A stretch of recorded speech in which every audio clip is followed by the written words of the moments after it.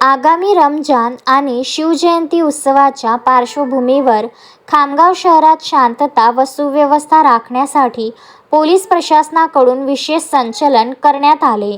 18 February रोजी Shivajinagar police station येथे आयोजित बैठकीनंतर हा उपक्रम राबवण्यात आला. सायंकाळी 5 वाजता जिल्हा पोलीस अधीक्षक निलेश तांबे आणि अतिरिक्त पोलीस अधीक्षक श्रेनिक लोढा यांच्या प्रमुख उपस्थितीत बैठक पार पडली. यावेळी विविध समाजातील मान्यवर आणि पोलीस अधिकारी उपस्थित होते. या बैठकीला उपविभागीय पोलीस अधिकारी प्रदीप पाटील, पोलीस निरीक्षक रामकृष्ण पवार अहिरकर यांच्यासह सामाजिक कार्यकर्ते शोहरत खान, पवन गरड, विजय उगले आणि इतर प्रतिष्ठित नागरिक उपस्थित होते.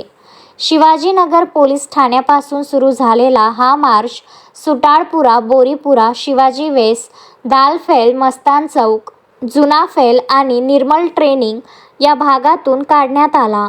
खामगाव शहराची शांतता आणि बंधुता जपण्याची परंपरा कायम राखण्यासाठी पोलीस प्रशासनाने चोख बंदोबस्त ठेवला असून नागरिकांनी सण उत्साहात आणि शांततेत साजरे करण्याचे आवाहन केले आहे. मोहम्मद फारूक, विदर्भ न्यूज, खामगाव.